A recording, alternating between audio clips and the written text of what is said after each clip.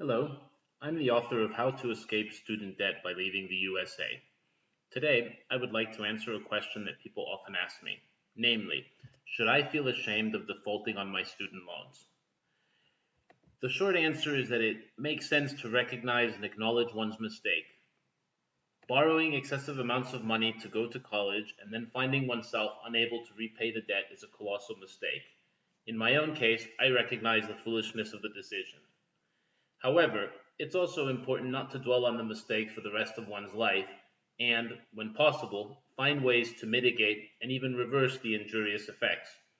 I believe it's important to practice radical honesty with oneself. This means one needs to acknowledge the mistake along with the decisions and actions that led to it. Afterward, one must resolve to avoid making the identical mistake in the future. Lastly, one needs to move on and not dwell on it. Too many people dwell on mistakes for too long. It's important to learn from mistakes, but dwelling on mistakes leads to future paralysis. One must be honest with oneself, but flagellating oneself endlessly is counterproductive. Many people eagerly condemn those who borrowed money to attend college only to find themselves drowning in debt in failure. This might mean that the student was unable to finish his degree or found that the degree did not lead to a financial gain that justified the costs and the debts. Much of the criticism towards millennials tends to come from sanctimonious and entitled baby boomers who neglect to mention the advantages conferred to them by the prior generation, as well as the confluence of unique circumstances that produced the post World War II economic boom.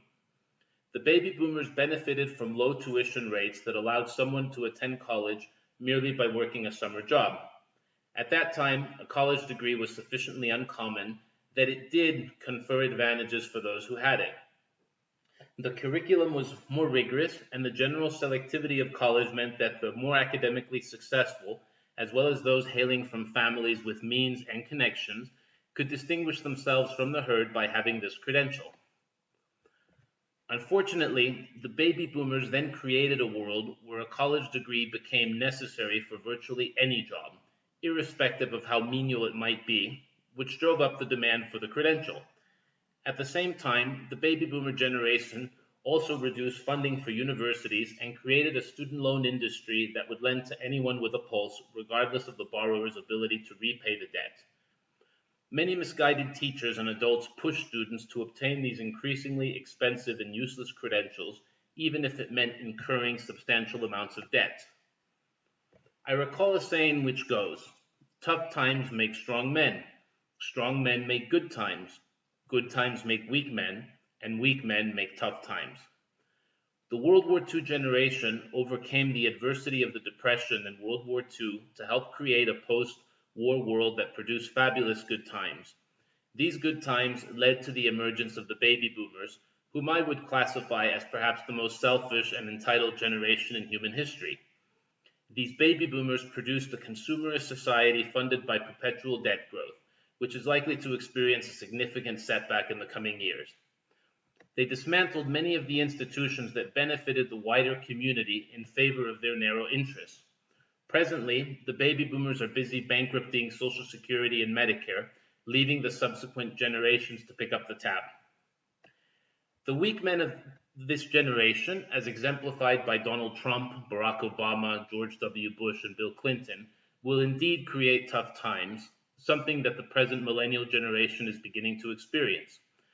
The millennial generation is earning, on average, 20% less than did their parents' generation at the same juncture of their lives, meaning that the millennials will be the first generation in US history to be worse off than their parents were.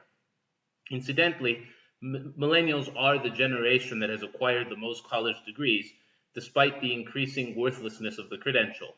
They have spent more time in school, yet they have less to show for it financially and in terms of actual valuable skills than did their forebears. In short, I do not believe there's any shame walking away from one's student debts. The reality is that many millennials face a stark choice between penury and having a chance to start fresh in another country. The entire student loan industry is dishonest to the core, providing government guaranteed loans to many students who will find it impossible to repay their student loans.